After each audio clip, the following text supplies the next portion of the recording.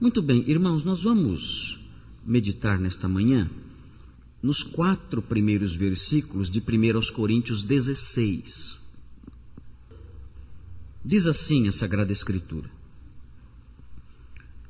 quanto à coleta para o povo de Deus, façam como ordenei às igrejas da Galácia. No primeiro dia da semana, cada um de vocês separe uma quantia de acordo com a sua renda, reservando-a para que não seja preciso fazer coletas quando eu chegar. Então, quando eu chegar, entregarei cartas de recomendação aos homens que vocês aprovarem, e os mandarei para Jerusalém com a oferta de vocês.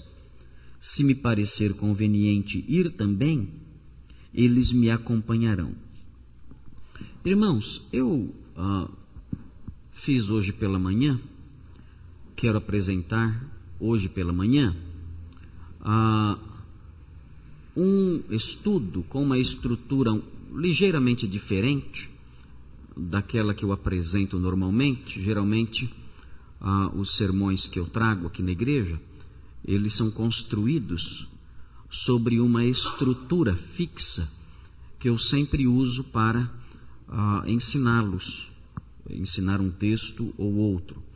E essa estrutura que eu adoto é uma estrutura que é composta por uma breve introdução em que nós falamos sobre o significado geral do texto.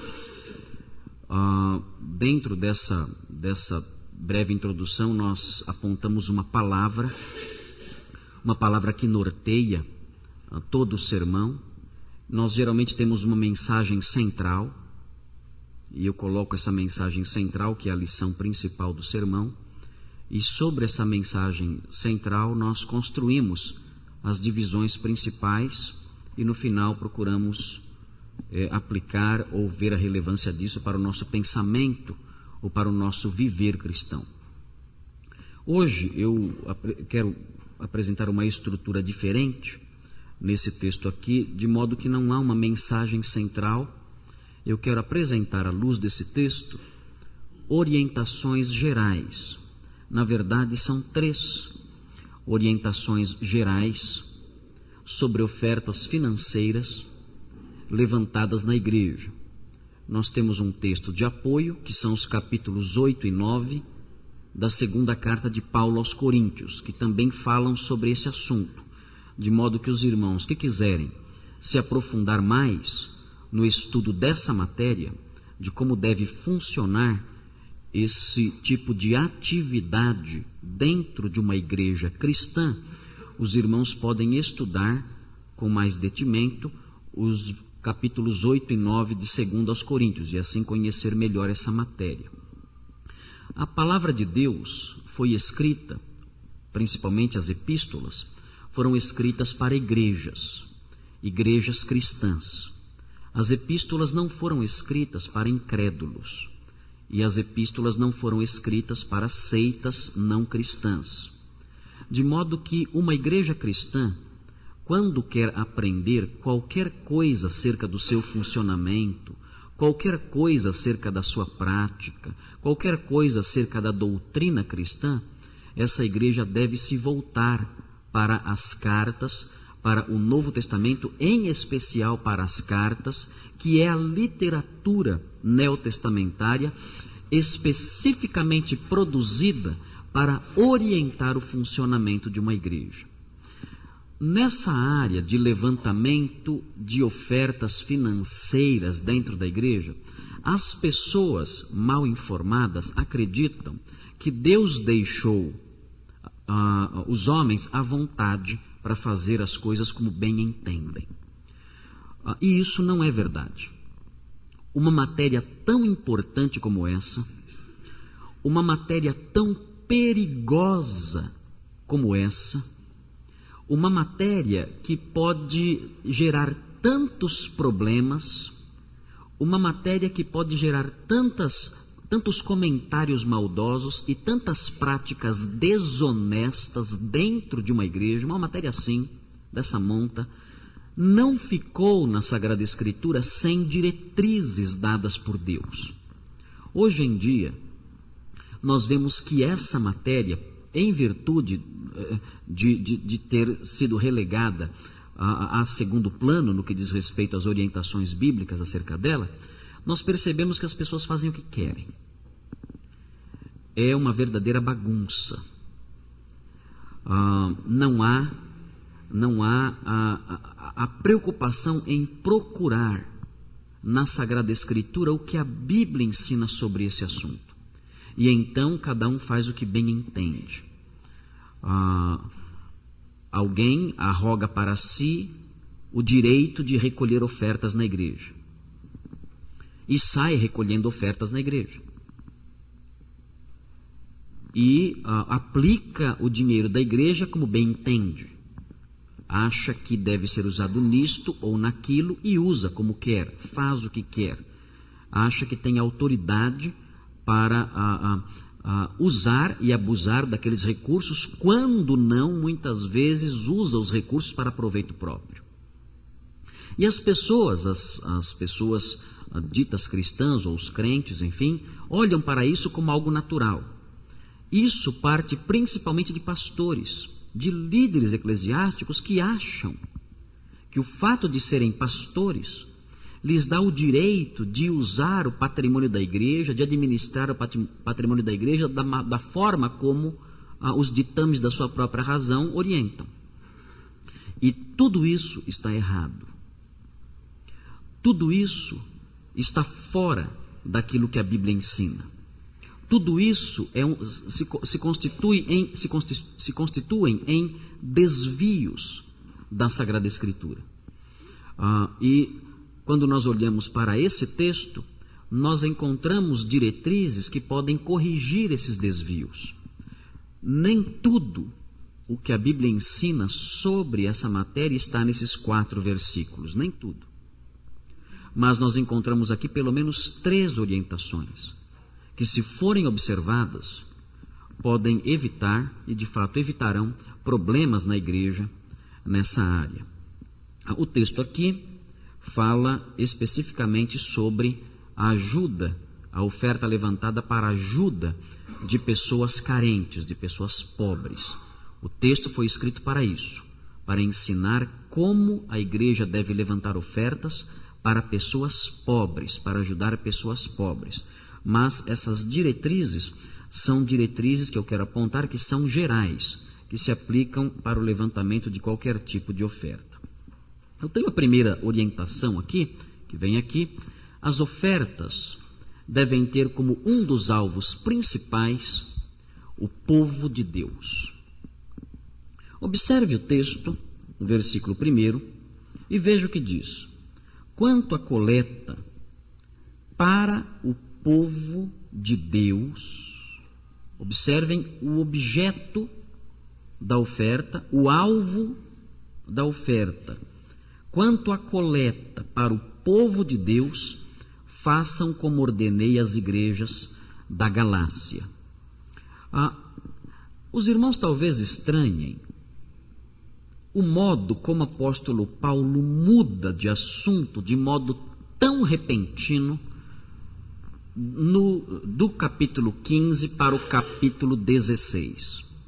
No capítulo 15, os irmãos mais atentos, os irmãos que têm observado, que têm acompanhado com maior atenção, os irmãos vão ver que esse capítulo trata especificamente da doutrina da ressurreição. E logo em seguida, assim que ele termina de tratar desse assunto, ele já entra nesse outro assunto que não tem relação nenhuma com a doutrina da ressurreição. Nada.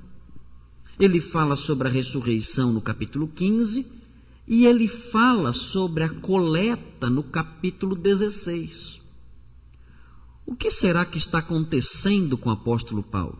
Será que ele não tem uma ordem específica de pensamento? Será que ele não obedece a um crescimento na exposição de suas ideias, na exposição dos seus ensinos? Por que ele age dessa forma enquanto escreve? Porque quando ele escreve, ele inaugura assuntos novos que não têm relação nenhuma ou quase nenhuma com o assunto anterior. Nós devemos lembrar, quando estamos diante da primeira carta de Paulo aos Coríntios, nós devemos lembrar que essa carta foi escrita para responder perguntas. O apóstolo Paulo, quando escreveu essa carta, entre outras coisas, ele tinha outros objetivos além desse, mas ele queria também, ao escrever a carta, sanar algumas dúvidas dos cristãos de Corinto acerca de várias matérias. E esse capítulo, esse primeiro versículo que acabamos de ler, mostra que uma das dúvidas dos coríntios era relativa ao levantamento de ofertas. Eles não sabiam como fazer. E escreveram para o apóstolo Paulo dizendo: olha, nos dê, por favor, orientações sobre isso, porque nós precisamos de algumas diretrizes sobre esse assunto, não sabemos ao certo como devemos fazer. Por isso o apóstolo Paulo começa o capítulo dizendo: quanto à coleta. É por isso que ele começa com essa expressão, quanto à coleta. Ele começa com essa expressão porque esse assunto já tinha sido levantado, já tinha sido questionado pelos coríntios numa carta que eles enviaram para o apóstolo Paulo. Nós encontramos, e vem aqui, isso pode ser colocado assim, esse texto é uma resposta a mais uma pergunta dos coríntios, e nós encontramos essa mesma dinâmica no capítulo 7, no versículo 1. Observem. 7:1. Veja o que diz. 7:1. Vejam o que diz o texto em 7:1, como o apóstolo Paulo está respondendo perguntas dirigidas a ele. Quanto aos assuntos sobre os quais vocês escreveram, vejam, eles tinham escrito uma carta para Paulo com perguntas. E ele continua: é bom que o homem não toque em mulher. Uma das perguntas dos coríntios era relativo ao casamento. E o apóstolo Paulo dá o parecer dele dizendo: olha, quanto a esse assunto, a minha opinião é que o homem deve permanecer solteiro em virtude dos problemas atuais, ele diz. Então, e ao mesmo tempo ele ensina: no entanto, se o homem quiser se casar, que se case, com isso não peca, não é pecado o casamento, diz ele.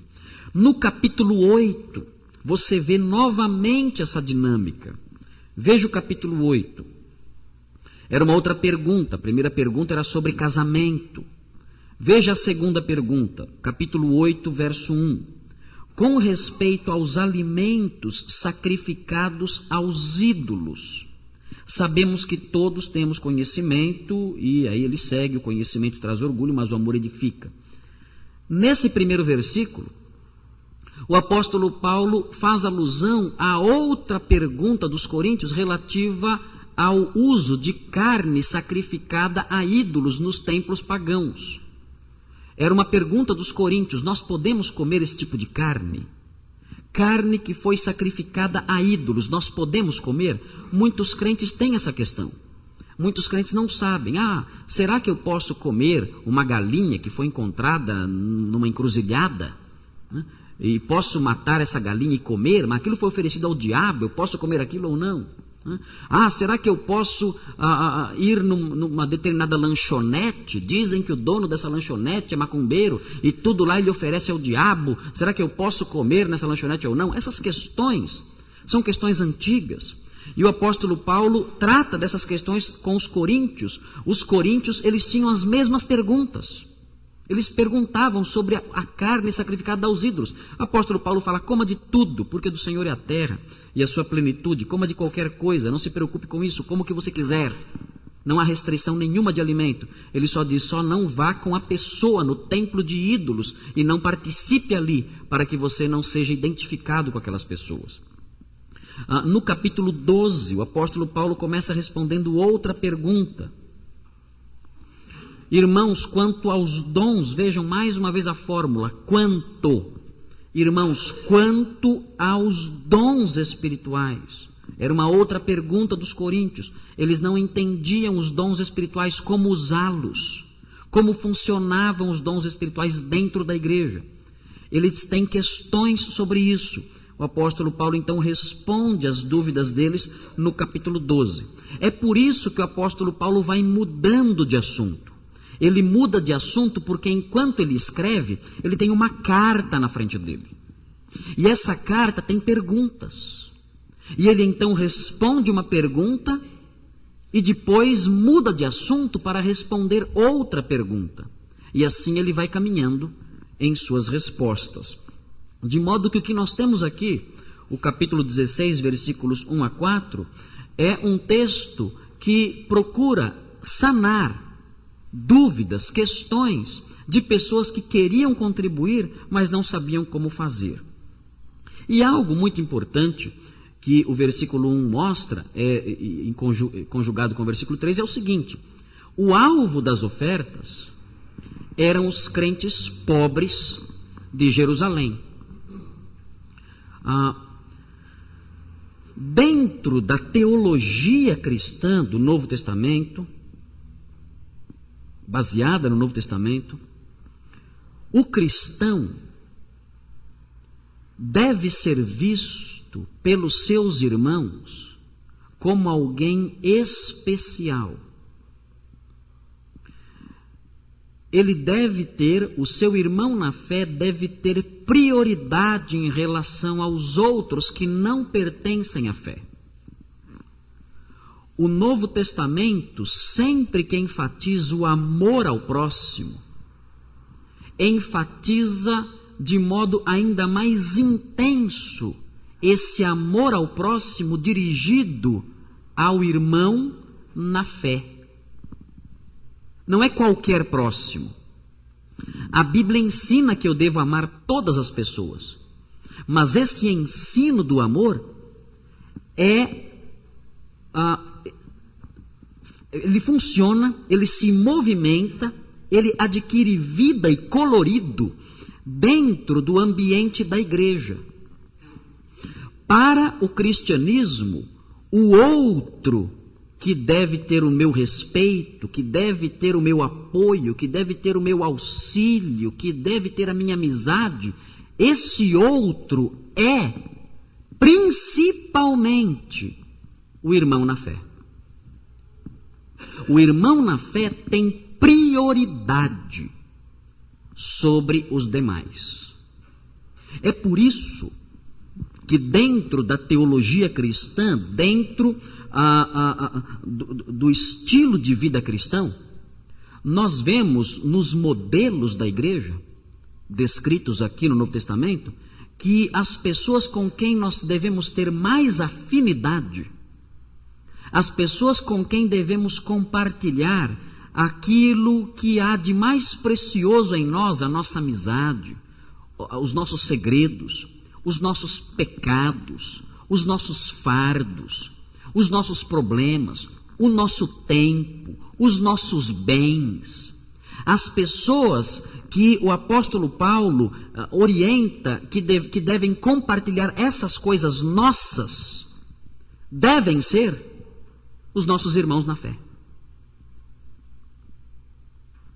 São os irmãos na fé que devem ser nossos amigos íntimos. São os irmãos na fé que devem compartilhar do nosso afeto especial. São os irmãos na fé que devem compartilhar, que devem desfrutar da nossa compaixão. São os irmãos na fé que devem ter entre todas as demais pessoas do mundo um lugar especialíssimo diante de nós, nas nossas vidas.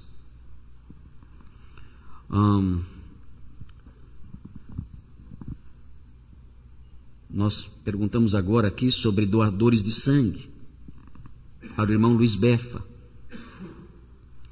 Se nós tivéssemos outras pessoas precisando de doação de sangue, mas só tivéssemos condições de ajudar uma pessoa, essa única pessoa deveria ser o nosso irmão na fé. mesmo que muitas vezes o nosso irmão na fé não é uma pessoa que nos agrade tanto como outras pessoas que não são irmãos na fé. O fato dele nos agradar muito ou pouco, de sermos simpáticos a ele ou não, isso é secundário. O fato é que ele deve ser um alvo especial do nosso afeto. Existiam muitas pessoas pobres em Jerusalém. Muitas pessoas. Em toda a Judéia existiam muitas pessoas pobres. Existiam muitas pessoas pobres em Corinto. E em toda a região da Grécia, da Acaia e da Macedônia. Mas a igreja daqueles dias se dirigiu para os crentes pobres, para os cristãos pobres, e especificamente, como vemos aqui, os crentes pobres de Jerusalém.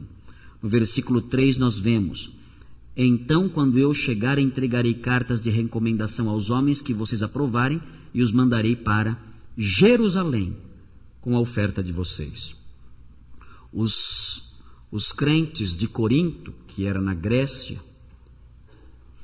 deveriam ajudar não qualquer pessoa pobre, se isso fosse possível, muito bem, mas se tivessem que escolher, a prioridade eram os crentes pobres. E esses crentes pobres, naqueles dias, estavam em Jerusalém. Nós vemos aqui os crentes de Jerusalém ficaram pobres por causas naturais ou devido à perseguição. Havia muita pobreza em Jerusalém. Ou talvez por causa de uma fome mencionada em Atos 11, 28, uma terrível fome que veio naqueles dias sobre o Império Romano, e é possível que a Judéia tenha sido bastante afetada por essa fome. E os crentes ali ficaram pobres. Mas talvez a causa principal tenha sido a perseguição descrita em Atos 8, capítulo 1. Naqueles dias, descritos em Atos 8:1, a igreja teve que ser espalhada. Os crentes tiveram que abandonar os seus lares. As pessoas tiveram que ir embora, buscar refúgio em outras cidades, abandonar os seus trabalhos, abandonar as suas fontes de renda, e assim empobreceram. Por causa disso, então, o apóstolo Paulo se preocupa em levantar uma oferta para os crentes daquela cidade. O fato é que, dentro de uma igreja, as ofertas devem ter como um dos alvos principais o povo de Deus. Os alvos da nossa oferta não podem ser construções de templos de mármore. As nossas ofertas não podem ter como alvo principal equipar a nossa igreja com instrumentos tecnológicos, eletrônicos, avançados. O alvo da nossa igreja não deve ser revestir todo o nosso salão ou toda a nossa propriedade com coisas, com ornamentos luxuosos. Não. Se pudermos ter essas coisas, teremos e vamos usá-las com sabedoria e com entendimento. Mas jamais poderemos ter essas coisas enquanto irmãos nossos passam necessidade. Se um irmão da nossa igreja passa necessidade, nós temos então que vender o projetor. Temos então que vender o microfone. Temos então que nos desfazer dessas coisas para socorrer alguém que realmente está sofrendo. É claro que existem pessoas que passam necessidades porque querem passar. Claro que existem pessoas que passam problemas porque não se dispõem a trabalhar. Esse é um outro problema. Mas quando a necessidade é real, quando a necessidade é autêntica, quando o indivíduo realmente tem lutado e não tem conseguido sobreviver, a igreja não pode virar as costas para essa pessoa e dirigir os seus recursos para outros fins. Isso seria contra todo o ensino bíblico acerca do levantamento de ofertas. Muito bem. Uma segunda orientação. As ofertas devem ter como fonte o povo de Deus. Nós não podemos receber ofertas do Estado ou de empresas seculares ou de políticos que queiram votos. Nós não podemos buscar recursos nessas pessoas. Não podemos receber ofertas de incrédulos, de entidades que, porventura, queiram investir de algum modo na igreja. Não, absolutamente. As ofertas devem ter como fonte o povo de Deus. É daí que elas devem proceder. Pouco ou muito, não importa. Mas é o povo de Deus que deve ser a fonte das ofertas, porque eles têm uma razão teológica para isso. Quando eles dão uma oferta para ajudar, eles com esse exemplo, eles imitam Cristo. O apóstolo Paulo fala: vocês devem cooperar, porque Cristo, sendo rico, se fez pobre, para que vocês que eram pobres se tornassem ricos. De modo que existe uma base cristológica para o ofertar. Existe uma base teológica para entregar dinheiro na igreja. E fora dessa base cristológica, teológica, não faz sentido nenhum alguém dar ofertas na igreja. O texto diante de nós, no versículo 2, diz: o apóstolo Paulo ensina como fazer a oferta.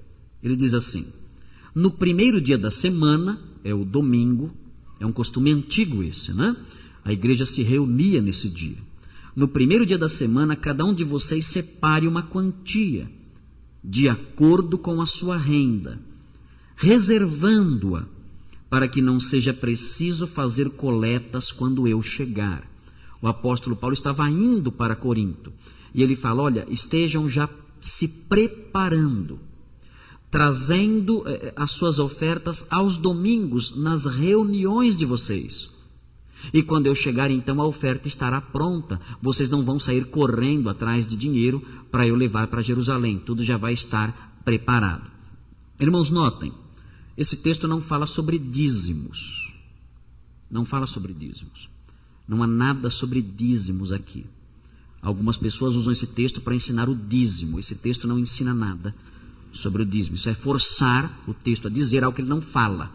Esse texto não fala sobre o dízimo. Aliás, nenhum texto escrito pelo apóstolo Paulo fala sobre o dízimo, nenhum. Não há nenhum escrito paulino que trata sobre o dízimo. Esse texto trata de uma oferta específica para pessoas pobres, e o texto ensina, o apóstolo Paulo ensina que as pessoas deveriam trazer essa oferta na reunião. Nós vemos aqui esse primeiro itemzinho, provavelmente eram trazidas para a reunião feita no domingo, no primeiro dia da semana. Cada um, durante a semana, separava um pouquinho e no domingo trazia.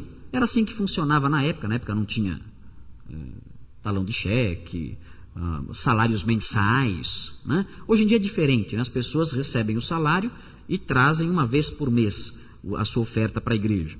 Naqueles dias não, as pessoas trabalhavam ao longo da semana e no final da semana separavam ali um pouquinho de acordo com o que tinham recebido e traziam para a igreja, para as necessidades do povo de Deus. Outra coisa muito importante, esse modelo que o apóstolo Paulo ensina exigia a autoprogramação de cada crente em particular. A pessoa se programava. Ela colocava aquela oferta dentro do seu orçamento. Ela ganhava aquela quantia ao longo da semana, então ela avaliava as suas necessidades, ela avaliava as coisas que tinha que fazer, os seus compromissos, e via a partir daí quanto ela poderia dar para aquele fim específico. Vejam aqui no terceiro item, deveria ser proporcional ao rendimento de cada um. O apóstolo Paulo não estabelece uma porcentagem. Tem que ser 10%, tem que ser 20%. O apóstolo Paulo não estabelece isso. Ele dizia que essa oferta deveria ser de acordo, proporcional ao rendimento de cada um. E a pessoa então traria assim. Agora vejam, era muito importante esse aspecto da programação. O indivíduo se programava.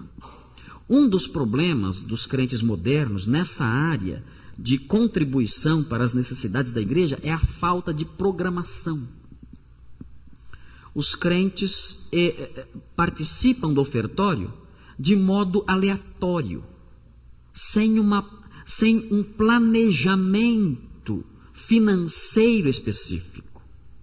Eles chegam na igreja, hora do ofertório, tenho que dar a minha oferta. E aí fuça na bolsa, vê o que tem lá dentro, acha 2 moedas e corre para entregar as 2 moedas. Isso não é o modelo bíblico de ofertar. No modelo bíblico existe um planejamento financeiro. A pessoa para e ela faz contas. E ela diz, eu vou deixar de adquirir tal coisa nesse mês para que eu possa participar dessa oferta específica. Há um planejamento. Ele diz, isso aqui vai esperar um pouco. Eu não vou adquirir isso agora. Isso aqui não é uma prioridade tão grande. Eu vou deixar isso para o próximo mês, para que nesse mês eu possa participar desta oferta. Existe um planejamento. A pessoa se priva de algumas coisas para embutir no seu orçamento essa participação. É assim que o apóstolo Paulo ensina a fazer. E isso faz com que não seja necessário alguém ficar lá na frente o tempo todo gritando e apelando e exigindo o dinheiro dos outros. O que é uma conduta extremamente desagradável, antiética, antibíblica, e que levanta até suspeitas, muitas vezes muito bem fundadas, acerca das intenções de quem pede a oferta. Há igrejas onde você tem 40, 50 minutos de pedido de oferta. E pregação 5 minutos, quando tem. E algumas músicas cantadas lá. Ou seja, a pessoa vai na igreja para ouvir alguém pedir dinheiro. Ela vai para isso na igreja. Ela chega na igreja, do começo ao fim, é gente pedindo dinheiro para ela. Sem parar. Apelos absurdos. Apelos contínuos, insistentes. Já vi um culto em que o pastor falou, hoje ninguém sai daqui antes de levantarmos tal valor. Hoje ninguém sai daqui de dentro se não levantarmos essa quantia. Isso não pode acontecer numa igreja. Isso é uma vergonha para uma igreja. O que vamos fazer? Trancar as portas?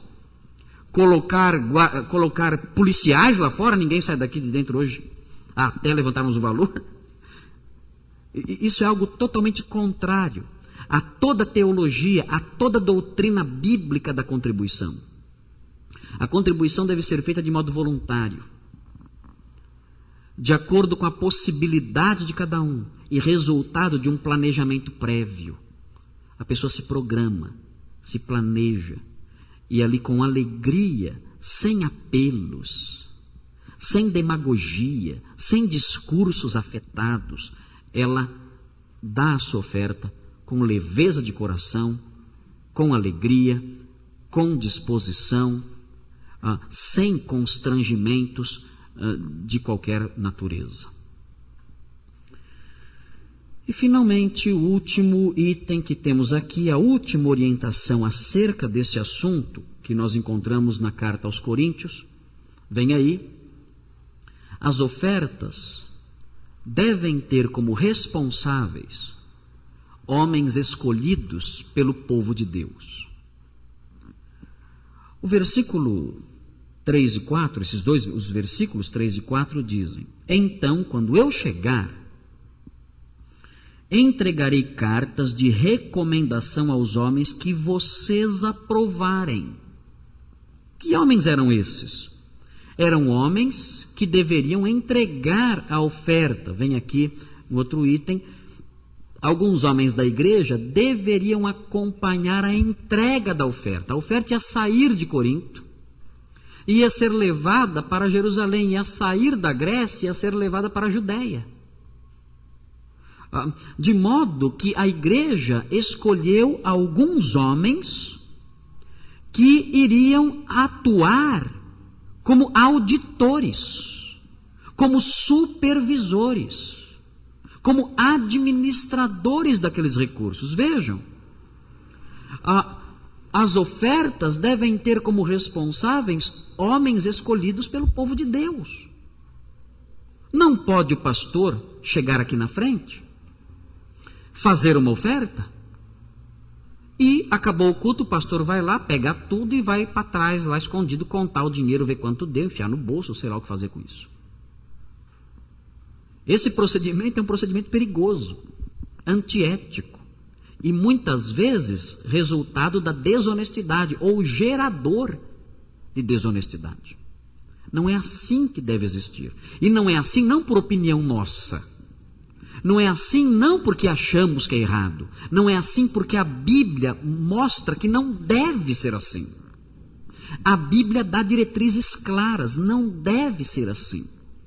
Quando vamos tratar de assuntos relacionados a dinheiro na igreja, nós devemos escolher pessoas. Pessoas que sejam aprovadas por toda a igreja, que cuidem daqueles recursos. Quando em nossa igreja nós votamos em tesoureiros, nós escolhemos comissão de exame de contas, nós temos então escolhido 5 pessoas, 2 tesoureiros e 3 auditores.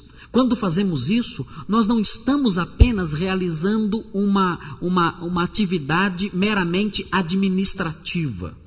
Não. Nós estamos com isso cumprindo um preceito bíblico.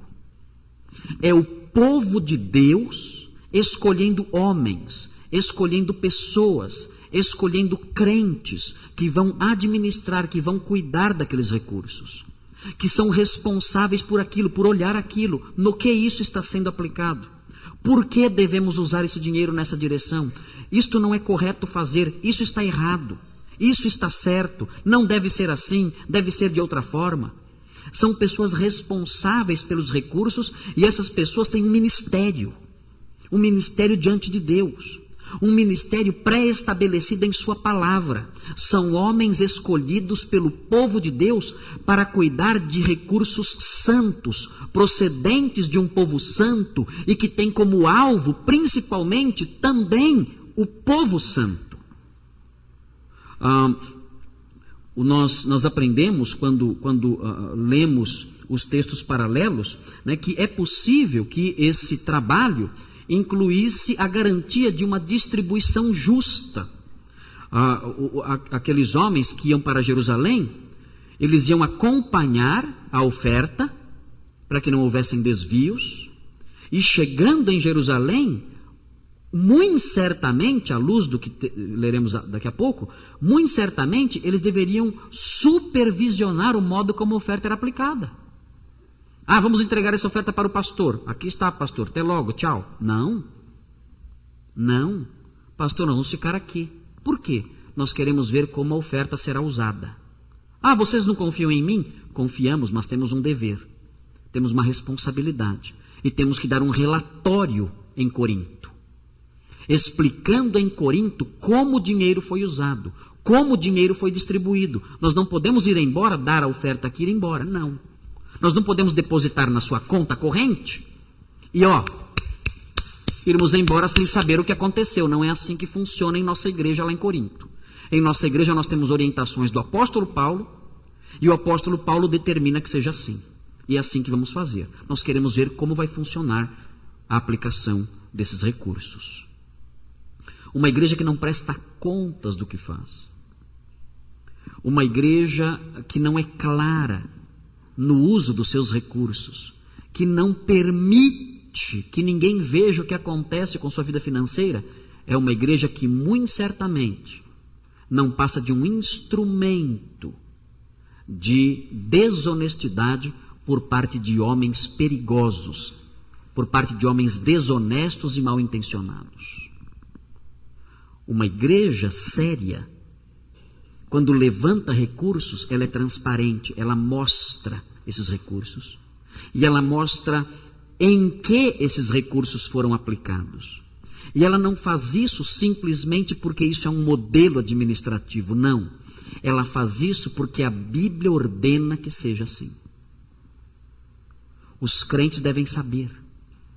Vamos ver lá, a oferta foi dada àquele irmão. vamos ver como é que aquela oferta foi usada. Que destino foi dado àquilo. Nós enviamos uma oferta para aquela igreja. Vamos ver como aquela igreja usou esta oferta. Temos que saber como foi aplicada, em que direção, em que necessidades. Temos que saber isso e apresentar para o povo de Deus isso, para que ninguém nos acuse de usarmos os recursos de modo não sábio. Vejam o que diz 2 Coríntios 8, versículos 20 e 21. Como coisas erradas estão sendo feitas nessa área hoje em dia. É assustador como vemos absurdos feitos hoje em dia. Ausência total de prestação de contas, ausência total de transparência nessas áreas. E tudo isso é pecado, porque são desvios da palavra de Deus. 2 Coríntios 8, versículo 20 e 21. Vejam o que diz. Vamos começar a leitura, na verdade, vamos começar a leitura com o versículo 18. Observem. Com ele, ele aqui é Tito, é um secretário, um auxiliar de Paulo. Com ele, estamos enviando o irmão que é recomendado por todas as igrejas por seu serviço no Evangelho. Nós não sabemos o nome dele, desse irmão. Ele era alguém recomendado por todas as igrejas por causa da sua dedicação. 19. Não só por isso, mas ele também foi escolhido pelas igrejas para nos acompanhar quando formos ministrar esta doação, o que fazemos para honrar o próprio Senhor e mostrar a nossa disposição. Sabe o que está acontecendo aqui? As igrejas escolheram um irmão para fiscalizar o apóstolo Paulo. Acredite se quiser. As igrejas escolheram um irmão e disseram: irmão, você vai acompanhar o apóstolo Paulo quando ele for entregar a oferta. Paulo poderia se ofender. O quê? Estão desconfiados de mim? Não creem na minha honestidade? Eu sou apóstolo. Não, pelo contrário. O apóstolo Paulo se alegra com isso, ele quer isso, porque a honestidade quer ser provada, a honestidade quer ser vista, a honestidade quer ser colocada debaixo da prova, debaixo do teste, ele quer. De modo que as igrejas escolheram um irmão para acompanhar Paulo. E vejam na sequência, 20, como ele aprova isso. Queremos, evidentemente com isso, queremos evitar que alguém nos critique quanto ao nosso modo de administrar essa generosa oferta. Olha aí, eu quero que ele vá comigo, para que ele veja como nós vamos administrar essa oferta, e assim ninguém levante suspeitas, críticas e ataques contra a minha pessoa. Vejam o versículo 21. Pois estamos tendo o cuidado de fazer o que é correto, não apenas aos olhos do Senhor, mas também aos olhos dos homens. Nós queremos que os homens vejam claramente o modo como usamos o dinheiro que chega. Mandem esse auditor para cá, eu quero que ele me acompanhe. Mandem uma equipe de fiscais, eu quero que eles vão comigo, porque eu quero mostrar não somente a Deus que eu sou honesto, eu quero mostrar aos homens que eu sou honesto. A transparência no meu trabalho. E com isso, então, nós aprendemos a necessidade da igreja séria escolher pessoas sérias que administrem com clareza, com transparência, os recursos que são trazidos à igreja. Irmãos, essas são diretrizes práticas para a igreja. Não há aqui nenhuma lição moral de vida, não há aqui nenhuma lição relacionada ao dia a dia, exceto o planejamento das ofertas ao longo da semana, para no domingo não ser pego de surpresa. O fato é que nós devemos nos preocupar com essas orientações. E nos preocupar com essas orientações, para que a nossa igreja esteja sempre dentro delas. Não devemos nunca nos desviar disso. devemos ser uma igreja bíblica. E a igreja bíblica deve se lembrar sempre disso. Primeiro, as ofertas devem ter como alvo principal o povo de Deus. Esse é o alvo principal. Ninguém deve sofrer privações numa igreja que tem recursos. Ninguém. Segundo lugar, as ofertas devem ter como fonte você. Você é crente? Você é contado entre o povo de Deus?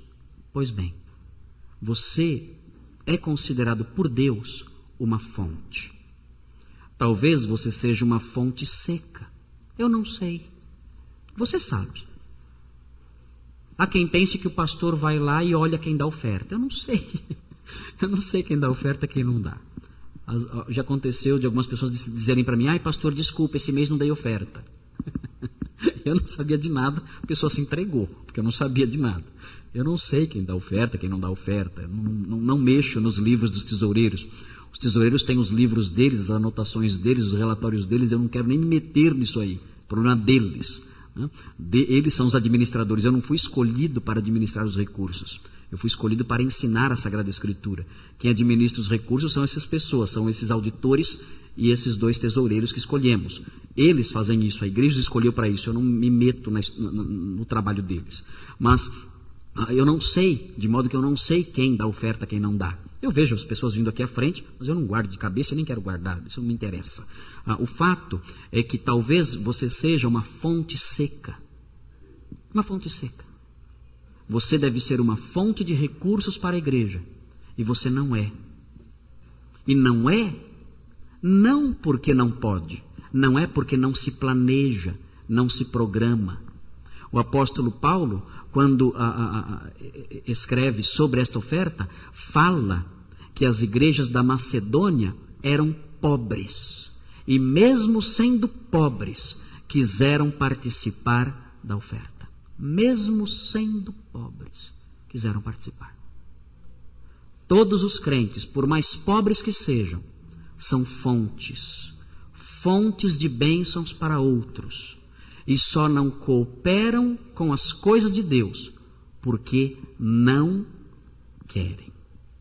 Os incrédulos também são fontes, e eles dirigem os seus recursos para os seus fins específicos. Eles gastam os seus recursos em bebidas, em farras, em vícios, em cigarros, em drogas, em tudo que não presta. Eles também dão as suas ofertas.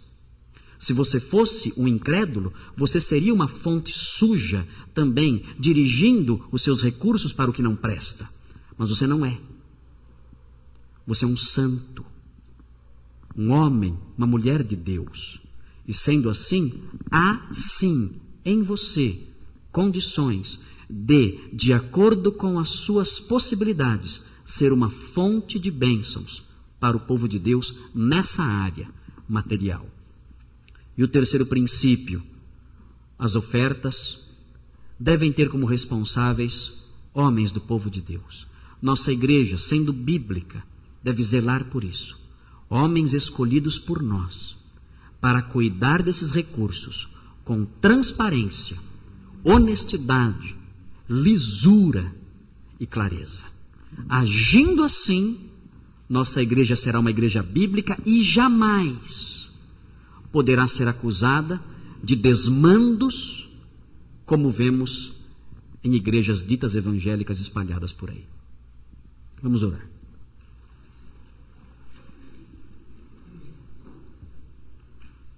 Senhor Deus, obrigado por essas orientações.